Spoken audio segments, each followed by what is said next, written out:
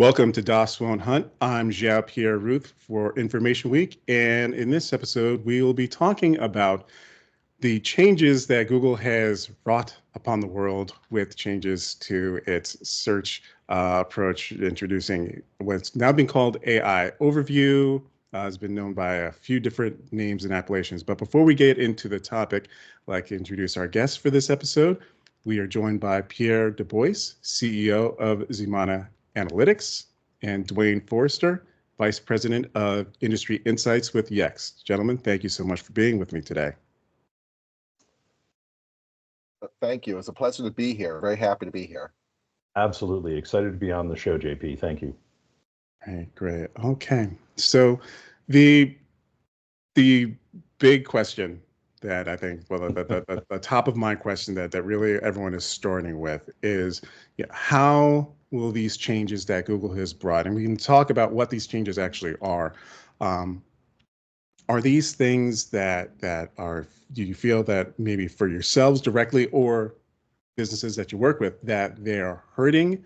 Or I've seen some interviews from Google where they presented, how this is the change of going forward and, new frontier. But is this change where AI is presenting kind of that top overview when somebody plugs in like their search, requests, that top AI overview, is that something that is hurting like the idea of traffic and how the world that we understood it, or is this a potential, new frontier and opportunity, which is, I think, what they are trying to present? Duane, can I get your thoughts first, and then Pierre, your thoughts on that? Yeah, so I spent about a 10-year period of my career inside Microsoft, and a large portion of that was inside the Bing search engine. So my perspective tends to come from inside.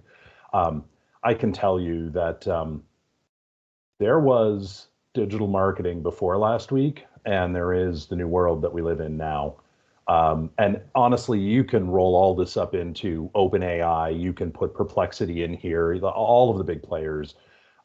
We're seeing the de facto rise of hybrid search, which is this blend of, hey, let's use an AI system to answer your question directly, and then back that up with a whole bunch more facts if you want to go deeper. Gartner is predicting a 25% cut in traffic for businesses. I don't know if that's going to happen. It may be more, it may be less.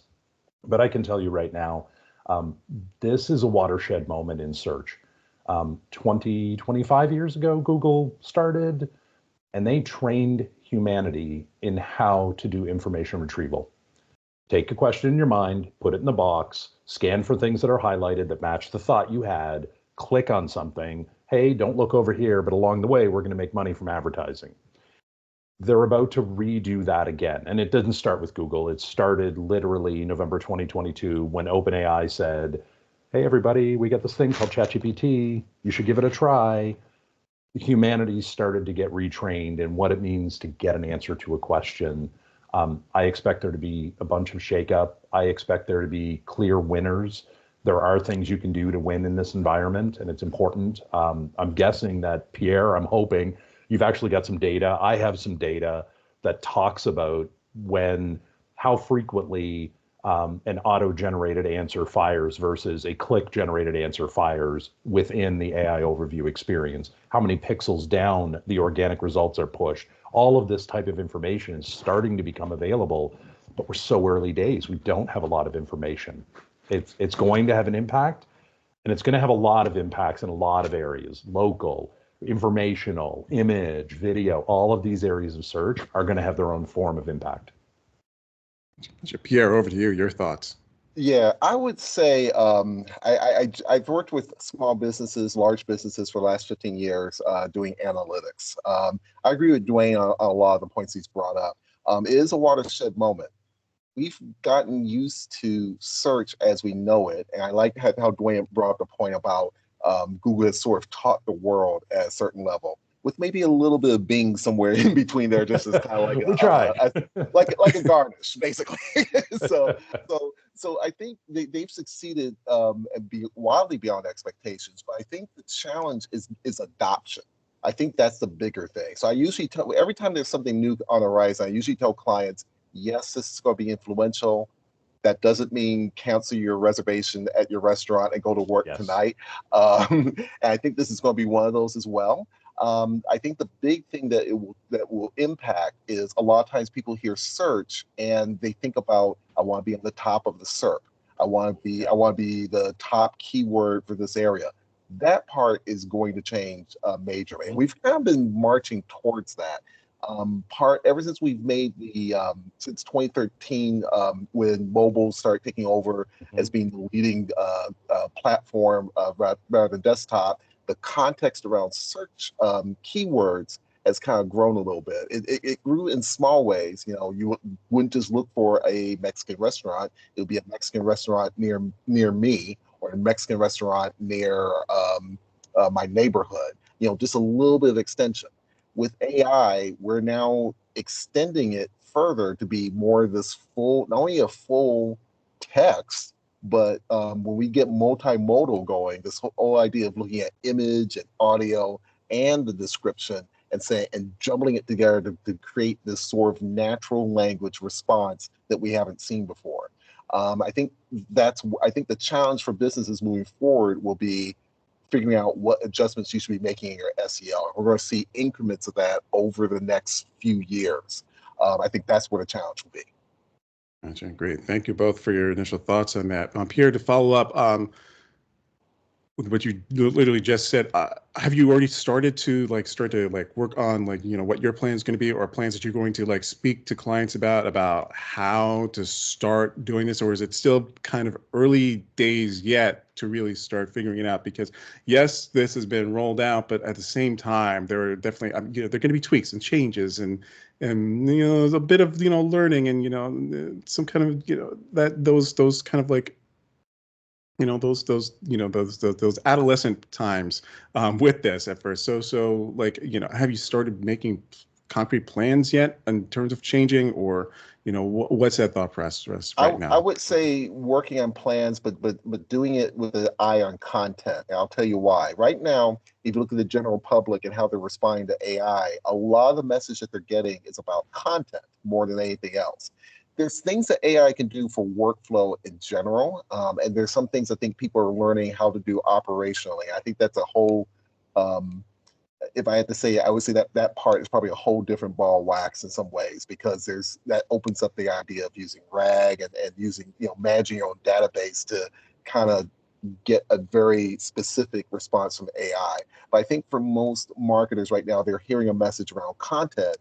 So for strategy, I think what you want to do is start working in bits and pieces of AI into your content strategy, because a lot of times content and SEO, that's usually where the early conversations start to hit, and that's a great way of segueing into figuring out how to use AI for the type of images that you want that actually augment your campaign rather than offend people basically by with some sort of image that really wasn't supposed to be for a campaign. So I think so. A short answer is yes, there are adjustments going on. The good news is the anchors are familiar to marketers and familiar to business people. It's just a matter of trying to kind of put it in bit by bit and iterating, just like you would see for an AI model. Gotcha. Thanks for that. Duane, same question for you, but also the additional thought of, does this bring the challenge of questioning the business use case for websites because of the way of what this now adds to the mix, or how it just remaps things, if you will, with the the Google AI overview kind of providing some answers up top, but looking at new plans, and then also there's a question, is it raising questions about business uses for websites?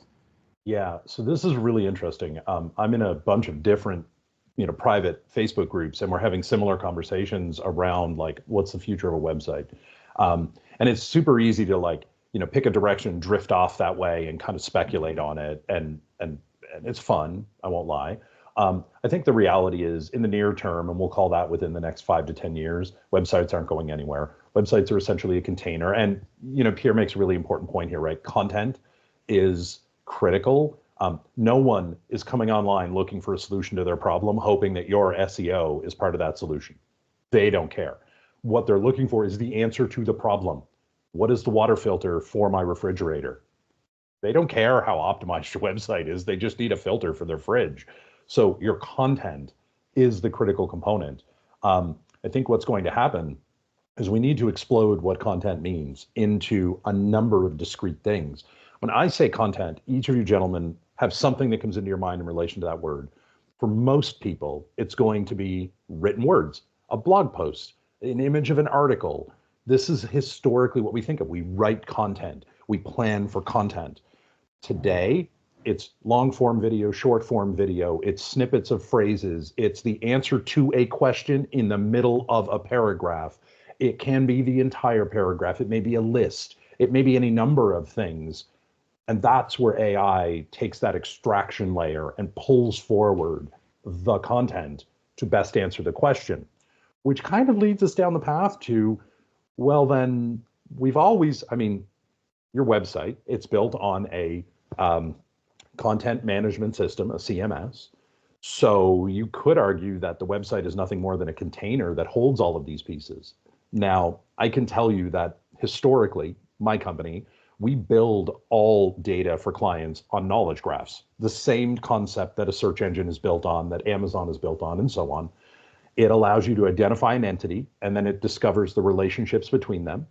I believe we will have a future where you will be able to plug your knowledge graph directly into Google, like we do sitemaps today. And in that case, you have to start asking, do we need the website experience if all of my content and knowledge is ported directly into Google?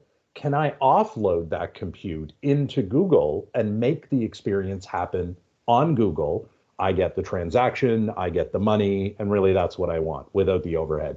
If we look at China as an example, there are millions of businesses in China that do not have websites, that participate in the web only through chat interfaces. So when a conversation mentions a product that they are related to, they're brought into the conversation with the people. And that's how they generate all of their business. Nothing to do with clicking on a website or going. And it's so there are other models than that. I do not believe that as we currently stand today, that our concept of a website materially changes or goes away. Consumers are slow to adopt. They take time to adapt to these things. If we all want to write a nice novel that's set 30 years in the future, sure, let's talk about those things. But right now, businesses have far more important things. They have to cover the fundamentals. They don't have that done correctly yet. So that's what needs focus right now. And if you're not on top of that, you're not being the answer. You're not the source that is cited. Pierre mentioned this earlier, like this idea of ranking and being number one, we need to toss that out the window, because we know right now that 50% of the cases that fire in the source for an auto-generated AI overview answer are not in the top 10. So you could be on page 3 of the search results, but you're sorted as a size, or you are called out as the source for the answer that's generated.